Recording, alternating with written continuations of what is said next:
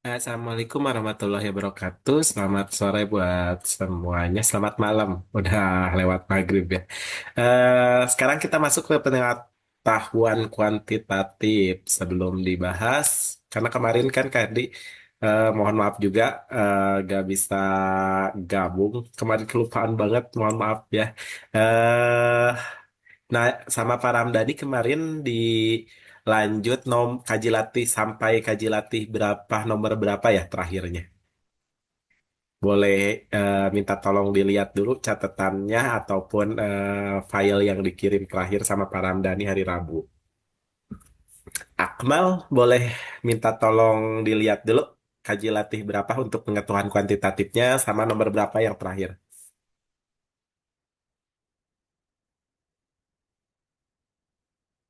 Atau kalau M. Raffi udah nemu boleh M. Raffi bantu juga. Boleh ditulis kolom chatbox kalau kaliannya nggak open mic. Eh, ini kan ada prisma katanya dengan tingginya 5.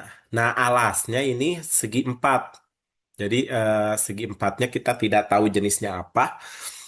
Tapi kalau kita lihat dia itu titik-titiknya sepertinya menyamarkan titik koordinat Kartesius yang tidak ada yang tidak dibikin sumbunya gitu.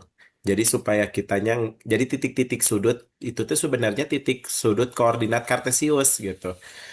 Nah, cuman dihilangkan sumbunya kan suka pusing ya. Nah, berupa daerah trapesium ABCD, diketahui koordinat titik-titik sudut trapesium tersebut disajikan pada gambar berikut. Nah, pertama, kalau kalian anggap ada koordinat Kartesius, ini kelihatan banget nih si angka-angkanya. Kalau ini 1,1, ini 5,0, nah kalian bayangkan tuh. Ini kan satu tuh jadi X, Y kan kalau titik tuh. Kalau titik nulisnya X, Y. Nah, kalau ke sini sumbu X, ini sumbu Y kan. Kalian tinggal membayangkan. Kalau dari X-nya 1 ke X-nya 5. Nah, berarti itu teh menjadi apa? Menjadi tinggi kalau di trapesium ya. Nah, atau jarak antara AD dan BC. Nah, gampang banget ya ini mah. Bayangkan koordinat Kartesius tuh. Dari X-nya 1 ke X-nya berapa di sini? 5. Berarti jaraknya berapa? Tulis di kolom chatbox ya jawabannya. Ayo, berapa? Itu sejajar kalau kita lihat X-nya sama kan? Si X-nya itu 1 yang B. Yang jadi kalau di koordinat Kartesius kan harus harus tegak lurus antara garis AD dengan si tinggi. Nah, kalau jarak ya sama, harus jarak terdekat antara AD dengan BC. Jadi gak boleh yang miring A ke B gitu. Kalau jarak harus yang terdekat berarti yang tegak lurusnya kan? Nah, berapa coba kalau dari titik 1,1 ke 5,0? Nah, di sana yang jadi fokusnya X-nya saja. Misalkan kayak gini nih contohnya. Ini dari min 1, 2, 3. Nah, jaraknya berapa? Misalkan ditanya. Berarti jarak X-nya saja nih. 1, 2, 3, 4. Berarti jaraknya 4. Atau bisa dihitung dengan 3 kurangi nilai tertinggi X dikurangi nilai terkecil X-nya. Min ketemu min kan plus ya. Jadi 3 tambah 1 berarti 4. Jaraknya kalau mau dicacah boleh juga. Nah, berarti ini dari titik A ini tegak lurusnya ke sini nih. Lihat aja posisi yang X-nya tuh. Berarti berapa jaraknya nih antara AD dan BC itu? Tulis di kolom chatbox ya jawabannya. Tapi privat ya, jangan yang publik kirimnya. Privat ya, Akmal, Raffi, Dika, sama Rapka. Jawabannya jangan di publik, di privatnya ngirimnya, chatnya. Yang biru ya, itu jarak yang biru berapa gitu.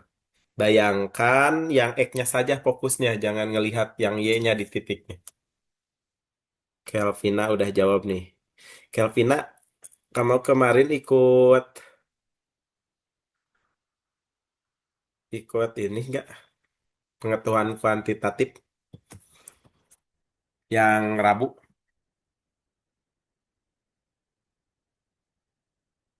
Nah, Kelvina udah jawab. Silahkan.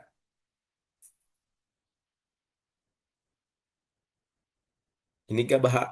Kelvina ikut gak Rabu kemarin? Yang lain nggak akan jawab nih. Baru satu orang, baru Kelvina aja nih. Akmal. Oh, berarti gak ikut juga ya. Oke sih. Akmal udah jawab sama Kelvina. Jawaban Akmal sama Kelvina betul 4. Kenapa? Karena X-nya fokusnya. Nah, betul, Pi. 4. Fokus ke X-nya aja. Ini dari 1 ke 5. Atau 5 kurangi 1 aja. Berarti jawabannya 4 gitu. Jawabannya A. Oke, sip. Nah, berikutnya ditanya luas. Luas daerah trapesium. Nah, berarti kan ini udah ini tuh karena kita udah tahu bahwa AD dan BC itu sejajar. Nah, segi empat yang memiliki satu pasang sisi yang sejajar itu namanya adalah trapesium. Rumus luas trapesium apa? Diingat-ingat lagi.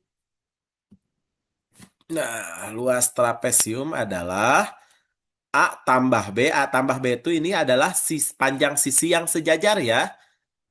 Kali tinggi bagi 2 gitu. A kali tambah B kali T per 2. Nah, T-nya apa? Tinggi. Tinggi itu gak harus ke atas ya. Tinggi itu yang penting adalah garis yang tegak lurus dengan alas. Alas tuh apa? Alas tuh yang kalau di trapesium ya, alas tuh adalah sisi yang sejajarnya. Jadi yang jadi alasnya teh boleh yang kiri, boleh yang AD, boleh yang BC sebenarnya. Yang penting yang sejajar aja. Jumlah sisi sejajar kali tinggi atau jarak antara dua sisi sejajar lah kalau di trapesium tinggi itu gak harus yang berdiri ke atas bagi 2. Silahkan dijawab di kolom chat box ya jawabnya biar sama semua ini. Oke, kita masukkan angka-angkanya berarti sisi sejajarnya lihat Y. Jarak Y kalau tadi kan tinggi untuk nyari yang biru karena dia horizontal dia lihatnya sumbu X kan. Berarti lihatnya yang X-nya. Kalau misalkan untuk ke atas, dia ke sumbu Y ngambilnya. Berarti lihatnya yang Y-nya nih. 8 1 ke 8. Berarti 7 ya? Atau 8 kurangi 1. Yang ini 4 kurangi 0. Berarti 4. Oke, jumlah sisi sejajarnya sudah ada. Tinggal kita masukkan. Berarti 7 tambah 4 bagi 2 kali tingginya tadi udah 4. Nah, hitungnya coret aja 4 sama 2-nya. Dapat 2. Sedangkan 7 tambah 4 itu adalah 11. 11 kali 2, 22. Jadi jawabannya C.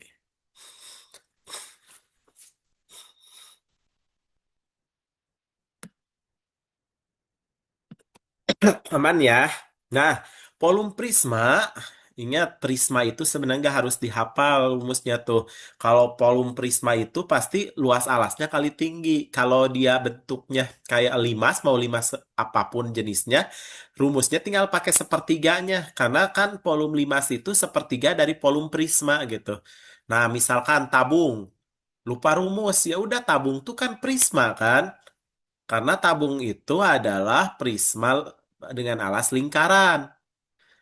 Nah, berarti tinggal luas alas kali tinggi. Alasnya berbentuk lingkaran pi r kuadrat kali tinggi gitu. Berarti kalau kerucutnya sepertiga dari pi r kuadrat kali tinggi gitu. Jadi intinya kalau prisma sama luas alas kali tinggi, kalau limas berarti sepertiganya. Nah, volume prisma,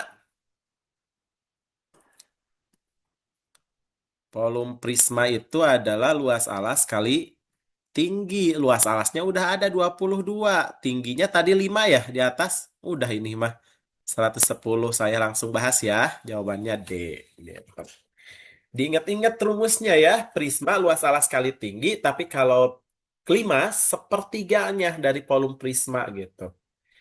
Kalau tabung lupa. Nah, sama luas alas kali tinggi. Yang penting hafal rumus-rumus luas bangun datarnya.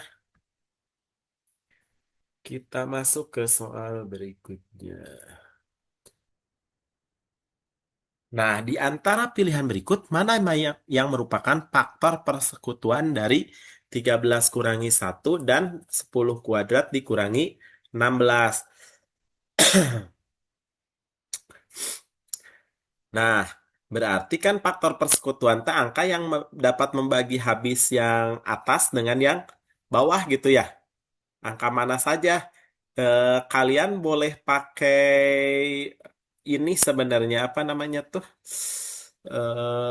Distributif.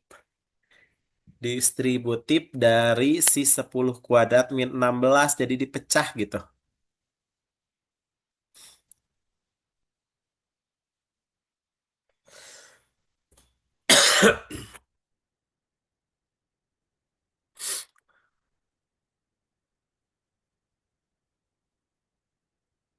Mau manual silahkan. Dan ini mah angkanya masih kecil sebenarnya. Ya kan? 13 kali 13, 169. 169 kurangi 1, 168. Pakai pohon faktor. Dan ini mah angkanya sebenarnya kecil, jadi gak usah kaget dulu dengan angkanya yang besar. Ini cuman 169 kurangi 1 tuh, 168 kan? Yang satu lagi 100 kurangi 16, 84. Udah ini mah kegambar kalian. Coba kalau dibagi habis gak dibagi 12. Jadi kalau yang pilihan 1, 2, 3 gini bisa dicoret-coret itu ya. Jadi kalau satu benar berarti D pasti salah gitu. 12 sisa 48 habis. Yang ini di- 84 bagi 12 bisa gak? 6. 6, 7. 7 bisa ya habis juga. Berarti satu benar. Yang satu kan benar tuh. Berarti ini pasti salah gitu ya. Sekarang cek 2. Ini dengan ini pasti salah ya. Karena satu benar, dua-duanya habis dibagi 12 kan? 7, ini mah masih gampang angka-angkanya tuh. Ini habis dibagi 7, 84. Yang ini habis juga. Berarti kalau ini betul, berarti B salah. Nah, kalau udah kayak gini, jangan ngecek yang 3. Karena 3 dua-duanya ada. Ceknya di 4 yang dibagi 3. Habis gak dibagi 3 ini? Yang ini kan habis nih. Kalau yang ini habis juga, betul juga. Berarti jawabannya yang E gitu. Jadi kalau ketemu angka gini jangan dulu kaget. Kamu lihat dulu dah angkanya kecil sebenarnya nggak gede-gede banget. Cuman bentuknya dirubah jadi kelihatan kayak gede gitu.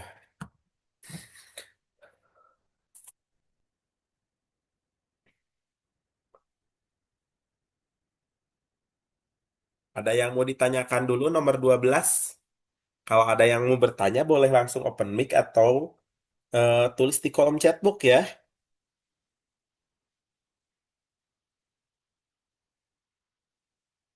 Nah, ini membandingkan nih kalian.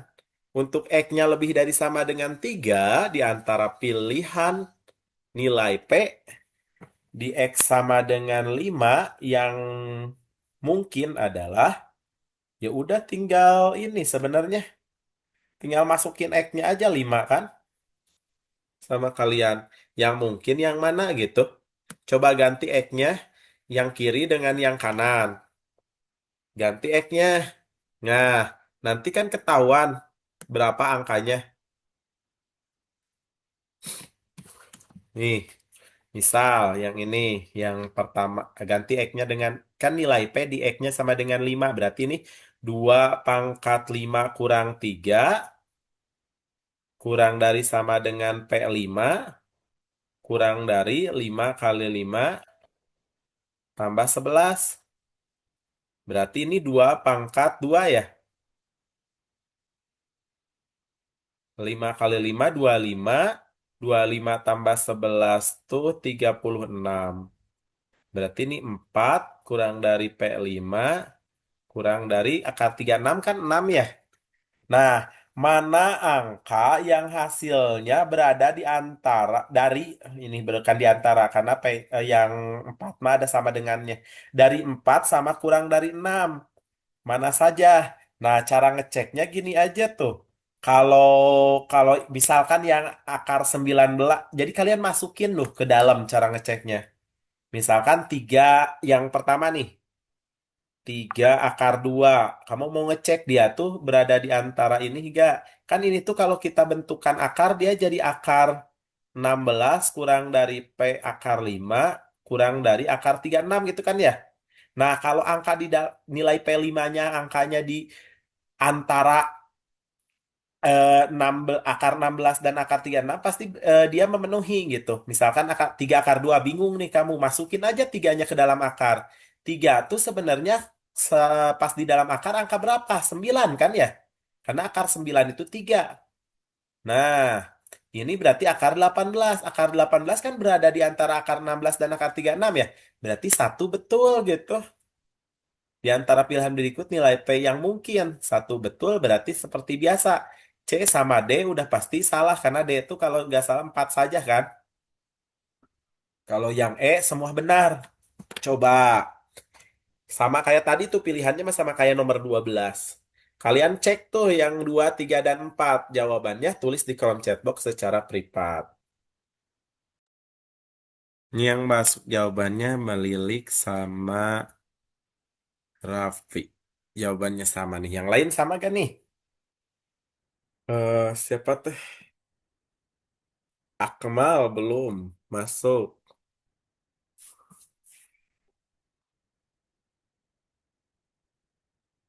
Nah, Milani. Oke, kita tunggu dulu beberapa temannya jawab.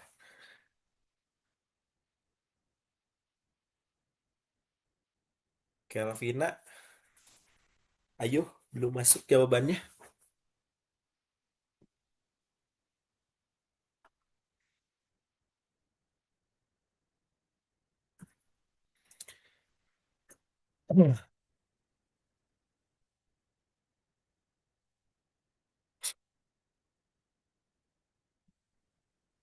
Nah, misal yang akar 19 mah udah kelihatan ya, akar 19 pasti berada di antara 16 dan 36 kan ya, akar 16 dan 36. Ini mah udah pasti benar, enak tuh. Yang akar ini mah berarti yang B salah, berarti tinggal ngecek A dan E. E itu kan semua benar. Kalau A 1, 2, 3 berarti 4 aja yang dicek. Akar 37, tuh akar 37 kan di kanannya akar 36 ya, tidak berada di antara, tidak kurang dari akar 36 berarti salah kan? Otomatis jawabannya betul A. Oke. Gimana? Ada yang mau ditanyakan dulu? Sip. Akmal juga jawabannya A. Sip. Ada yang mau bertanya dulu kan nomor 13 atau diulang kembali bagian mananya nanti kita coba ulang kembali. Jika teta antara 0 dan 90 berarti sudut lancip nih. Dan cos tetanya udah ada, maka pernyataan berikut yang benar adalah, nah,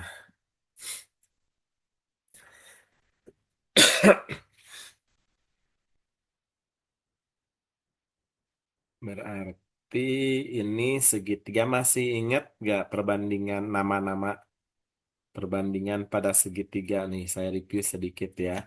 Jadi kalau misalkan ini theta, nah ini ada sisi depan, sisi miring, dan sisi samping gitu. Nah, jadi kalau sin theta itu adalah demi depan per miring. Depannya yang ini depan sudut tetanya. Kalau miring berarti yang depan sudut siku-siku. Cos theta. Cos theta itu adalah sami, samping per miring. Kalau tan theta dia desa, depan per samping. Nah, kita isi angka-angkanya. Katanya dia sudut lancip, aman, kuadran satu semua positif ya. Ini bicara di kuadran satu dan semuanya nilai sin, cos, dan tan positif. Cos theta akar 5/3. Ingat cos itu apa? Sami, samping per miring. Samping itu ada sisi yang berada di dekat sudutnya. Sudut tetanya berarti akar 5. Kenapa enggak yang ini? Yang ini mah udah pasti yang miring gitu. karena di depan sudut siku-siku atau sisi terpanjang. Nah, untuk mencari nilai lainnya, berarti harus tahu sisi ini. Nah, ingat kembali Pitagoras. Pitagoras itu adalah akar dari, kalau ditanyanya sisi, bukan kalau ditanya sisi miring, rumusnya ditambah, kemudian masing-masing dikuadratkan sisinya. Kalau misalkan yang ditanya bukan sisi miring, dikurang rumusnya. Nah, yang ditulis duluan ingat, jangan sisi yang pendek, tapi sisi yang panjangnya, yaitu yang 3. Tapi rumusnya dikurang, gitu.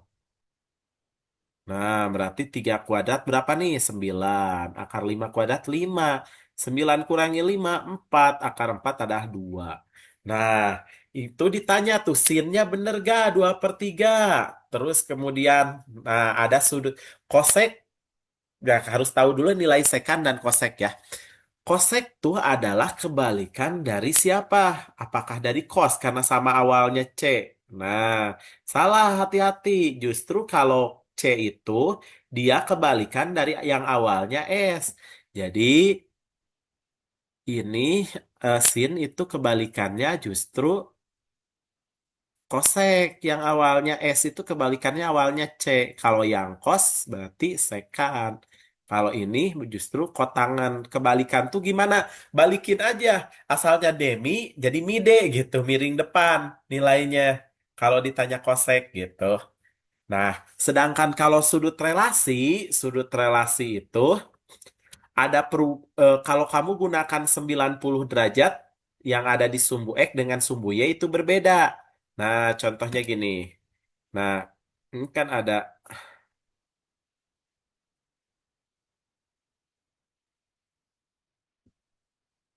ini sumbu X, ini sumbu Y, ini nol.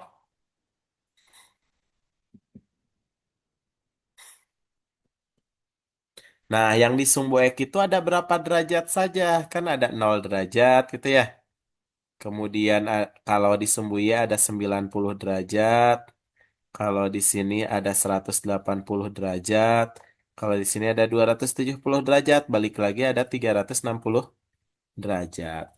Nah, kalau gunakan sudut relasi yang ada di sumbu X, yang 180, 360, aman. Kalian tinggal gunakan aja, misalkan tan 180 min theta, tinggal lihat kuadran aja nanti. Kuadran satu yang positif negatifnya gitu ya.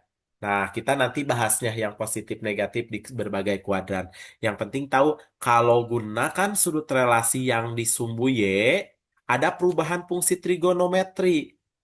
Nah, perubahan untuk penggunaan yang ada di sumbu Y yaitu 90 derajat dan 270 derajat. Perubahannya apa? Kalau sin nanti bisa berubah jadi cos. Kalau cos jadi sin bolak-balik ya. Kalau sekan dia jadi kosekan dan berbalik. Kalau tan dia jadi kotangan dan sebaliknya.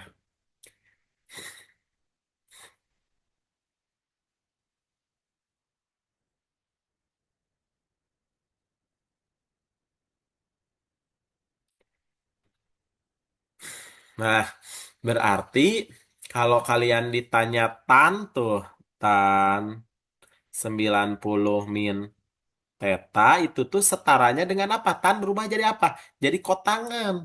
Kotangan theta gitu. Jadi berubah. Kalau sin jadi cos gitu. Kalau cos ya jadi sin.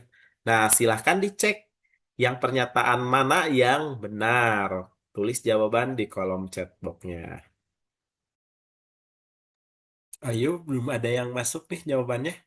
Sin theta depan per miring. Tuh depan sudutnya kan yang dua ya, depan sudut theta. Depan tuh kan yang sisi yang di depannya ini nih, sin. Nah, sin theta ini depannya dua, ini 3, 2/3 tuh udah betul sinnya. Nah, pernyataan yang ini betul. Berarti jawaban C dan D udah pasti salah gitu. Coba cek lagi, yang kedua kan udah dikasih tuh kotangan theta. Gimana cara nyari kotangan theta? Kalau tangan depan per samping, kok tangan samping per depan, gitu. Silahkan. Belum ada yang masuk nih, jawabannya tumben nih agak lama. Depan udah paham kan mana depan mana samping miring itu sisi yang di depan sudut siku-siku atau sisi terpanjang itu miring yang mi tuh. Kalau samping sisi yang dekat dengan sudutnya. Kalau sudutnya di sini berarti yang bawah nih yang samping. Kalau sudutnya di atas yang berdiri yang samping gitu. Yuk dicoba dulu. Oke, Lapis sama Kelvina jawabannya sama nih. Kita cek benar atau salah. Yang kedua itu kan setara dengan kot ya. Dengan ya kot tangan tangan 90 min teta itu sama aja dengan kot tangan karena dia ngegunain sudut relasi yang ada di sumbu Y. Jadi tan harus berubah jadi kot, ambil aja sudutnya si tetanya gitu. Nah, karena tangan itu desa, berarti kalau kot tangan sade samping samping depan, sampingnya akar 5, depannya adalah dua ya, yang di depan yang tidak kita cari pakai Pitagoras. Betul. Berarti B salah. Untuk cek A dan E, kita cek yang terakhir aja. Sin teta. Sin teta itu berarti tadi itu adalah 2/3. Tan teta berarti depan per samping atau 2/5. Lebih dari 1/2. Nah, tan teh benar ya depan per. Oke. Berarti ini 4/3 akar 5 lebih dari 1/2. Nah, yang kalian bayangkannya eh, si 1/2 itu kalau misal, jadi kalau mau ini kayaknya dirubah aja ke bentuk akar gitu. Misalkan gini, bentar saya geserin dulu ke bawah. Nah, kan kalau misalkan lebih dari setengah itu harus setengah tuh kan sama aja kalau kita samain penyebut ya. 4/berapa? Supaya pembilangnya sama. Berarti kan 1 dikali 4, 4. 2 dikali 4 juga berarti 8. Nah, kalau pernyataan ini benar, berarti yang bawah ini 3 dikali akar 5 itu harus 8. Ya kan? Nah, sedangkan kalau kita lihat si akar 5 itu berada di antara akar 4 dan akar 9. Nah, kalau ini kan 2 nih. Kalau 3 kali 3 9. Ya kan? Kalau 3 kali 2 6. Nah, si akar 5 lebih dekat ke akar 9 atau lebih dekat ke akar 4 gitu. Berarti nilainya akan mendekati angka itu gitu. Paham nggak maksudnya? Jadi pendekatannya kemana? Lebih dekat ke yang mana? Nah, nanti dia lebih dekat ke angka itu.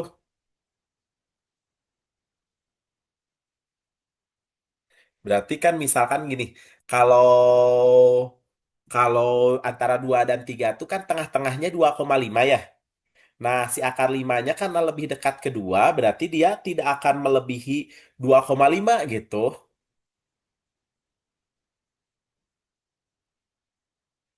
Pendekatannya.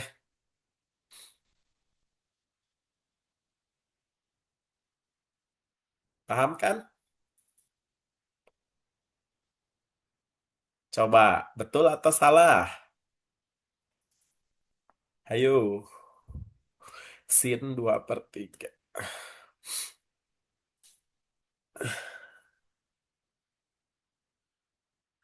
Ayo, ada yang mau coba jawab lagi? Sin teta kali tan teta. Yang barusan tuh 2/3 dikali eh kebalik gak tan tuh? Kebalik ya, akar 5/2 ya? Tan bener 2/akar 5, ya kan? 2 kali 2 4 per 3 akar 5 lebih besar dari 1/2. Nah, ini 4/8. Nah, gini, kalau hati-hati dengan dengan ini ya, dengan penyebut. Jadi kalau pembilang itu kan semakin, misalkan gini, contohnya ya, 2/5 dengan 3/5 besaran mana?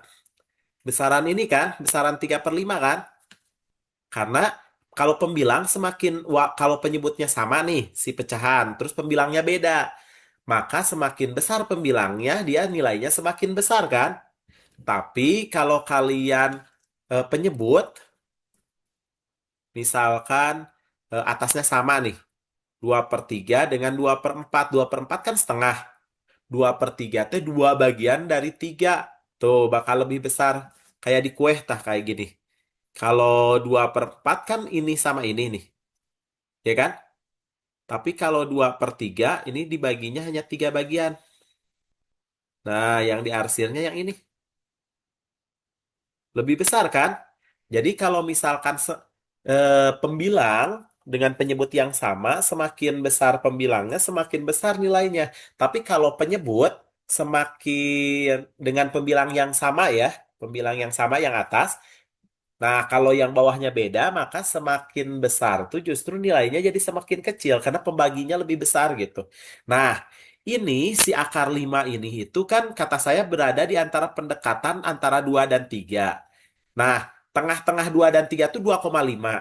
Sedangkan akar 5 ini lebih dekat ke angka 2. Berarti ini bakal lebih kurang dari 2,5 gitu. 2,4, 2,3 kayak gitulah. Nah, 3 kali 2,5 aja ya. Kalau kita misalkan 3 kali 2,5 nih. Yang ini kita ambil 3 kali 2,5. Padahal kan harusnya di bawah 2,5 kan.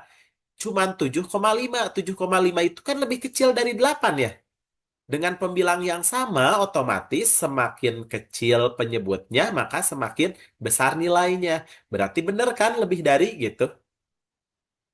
Ini aja udah 2,5, padahal harusnya di bawah 2,5 akan 5 itu. Karena lebih dekat ke angka 2 gitu. Nah, makanya tadi kata teman-temannya, betul. Karena 4 itu pernyataan yang benar. Nah, kalian harus hati-hati dengan itu aja. Karena ini tuh kalau kita nggak tahu bahwa penyebut itu lebih kecil maka lebih besar, kita terkecoh. Atau belum tahu pendekatan yang akar 5 kayak gitu kan nggak ada nilainya ya. Makanya harus pakai pendekatan gitu. Nah, gimana? Ada yang mau ditanyakan nggak untuk soal ini? So, kalau ada yang mau diulang kembali boleh. Nggak ada nih tuh. Nggak ada yang mau bertanya nih. Aman?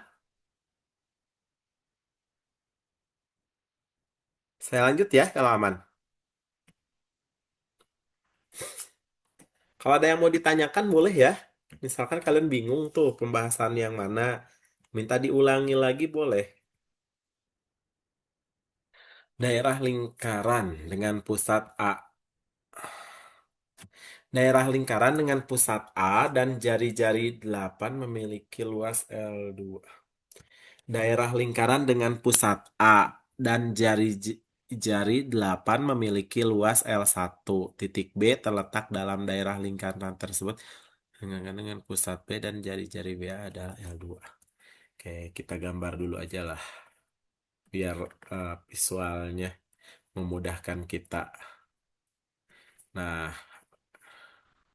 pusatnya A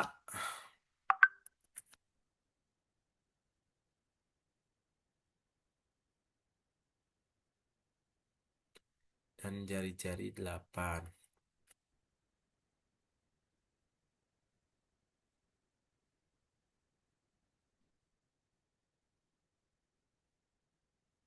memiliki luas L1 ya, itu ini L yang lingkaran A luasnya L1.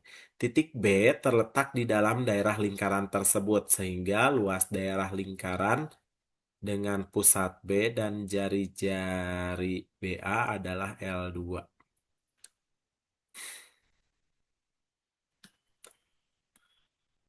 Berarti si lingkarannya menyentuh A ya, karena dia jari-jarinya BA. Oh, kalian dikasih modal bahwa luas 1 banding luas 2 itu 2/3. Daerah lingkaran dengan pusat A dan jari-jarinya 8 memiliki luas L1 kan luasnya ya. Titik B terletak di dalam daerah lingkaran tersebut. Sehingga luas daerah lingkaran dengan pusat BA kan karena B-nya di dalam lingkaran pas kemungkinan gitu kan ya. Jari-jarinya adalah L2. Harusnya luasnya itu yang L1 lebih besar dari L2. Tapi perbandingan P dan Q-nya bentar. Oh, Q 2/3. Nah, kalian bandingkan dengan gambar seperti itu. Perbandingan L1 dan L2. L1 itu luas lingkaran besar ya, L2 luas lingkaran kecil. Nilainya akan lebih besar dari Q yang 2/3 atau lebih kecil atau sama atau tidak bisa ditentukan. Ayo dijawab di kolom chat box ya. Ayo, belum ada yang jawab. Ini mah pakai logika aja. Nggak usah tahu nilainya sebenarnya. Ini mah logika aja coba. L1 luas lingkaran besar. L2 luas lingkaran kecil. Nah, nggak usah tahu nilainya juga. Dan ini mah ketebak. Ayo, Ki cuma 2/3. Mana yang lebih besar? P atau Ki? Ayo.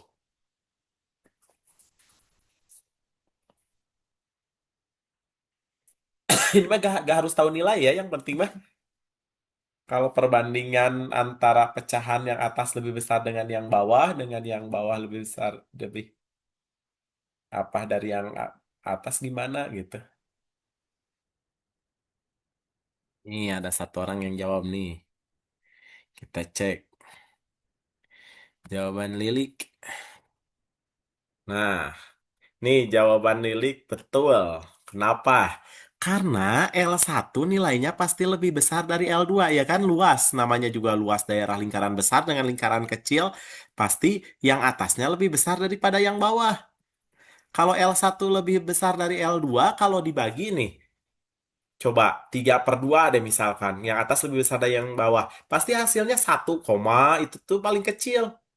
Apalagi kalau 5/2 kayak gitu kan 2, gitu ya. Sedangkan kalau yang atas lebih kecil dari yang bawah, jawabannya pasti 0, gitu. Berarti P akan lebih besar dari Q. Karena pembilangnya lebih besar dari penyebutnya. Otomatis dia akan nilainya lebih dari 1 gitu. 1, 2, 3, gitu. Oke, kebayang? Kebayang nggak nih?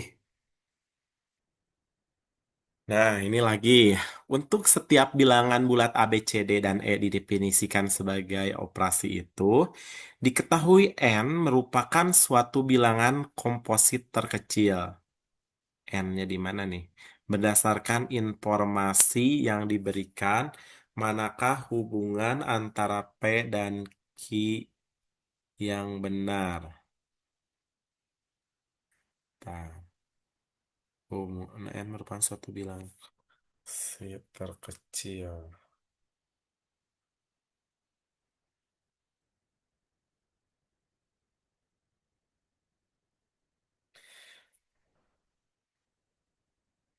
Bilangan lebih dari... Oke, berarti itu tuh kalau dioperasikan, kalau R-nya udah ketahuan, maka dia dioperasikan menjadi operasi itu ya. A kurangi B dikali E ditambah C tambah D. Berarti kalau kita masukkan angka-angkanya, lihat A. Posisi A tuh yang N kan? Berarti jadi N kurangi B yang 10 ya. B kurangi 10 dikali E-nya adalah yang tengah 4. Ditambah C tambah D berarti 5 tambah 1. Nah ini kalau dirapihkan jadi N-10 kali 4 ditambah 6 ya. Nah kalau dirapihin lagi ini jadi apa? 4N min 40 tambah 6. Berarti 4N min 34. N bilangan komposit terkecil kan bilangan komposit itu adalah bilangan yang lebih dari satu yang bukan prima. Nah kalau bilangan prima tuh 2, 3, 5, 7. Berarti bilangan kompositnya berapa? Bilangan kompositnya bilangan lebih dari satu yang bukan prima. Terkecil katanya gitu. Nah, masukin sama kalian tuh ke sana. Nah, mana nilainya ke N-nya? Si N-nya. N-nya ganti dengan bilangan komposit terkecil. Nah, sekarang cari.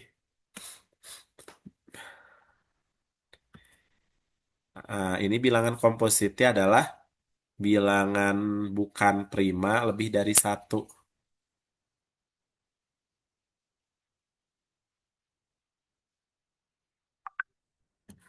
Nah, berapa? Jawabannya yang mana? A, B, C, atau D? Oke, yang lain nggak akan nyoba nih. Hanya Raffi nih yang jawab. Nah, jawaban Raffi betul ya. Jawabannya kurang dari. Kenapa? Karena bilangan prima yang lebih dari satu itu berarti yang di sini tinggal satu, tah yang kelewat. Dua masih prima, tiga masih besar, empat. Berarti inilah komposit terkecil, ya kan? Nah, udah tinggal masukkan ke sini ke perhitungan 4 kali 4 dikurangi 34. 4 kali 4 16 kurangi 34 berapa? Negatif 18, bener ya? Nah, negatif 18 itu berarti otomatis dia lebih kecil. Karena kalau negatif kan semakin besar angkanya semakin kecil ya. Berarti kuantitas P lebih kecil dari kuantitas Q gitu. Gimana? Ada yang mau bertanya dulu gak untuk soal ini? Oke, kalau sudah ada, mudah-mudahan dipahami ya. Gak ada yang ditanyakan nih sebelum saya lab group. Ada yang mau ditanyakan, lab Zoom-nya. Kalau ada yang mau ditanyakan, boleh. Oke, kalau tidak ada, saya izin pamit duluan. Terima kasih atas perhatiannya. Mudah-mudahan bisa dipahami ya pertemuan untuk malam hari ini. Assalamualaikum warahmatullahi wabarakatuh.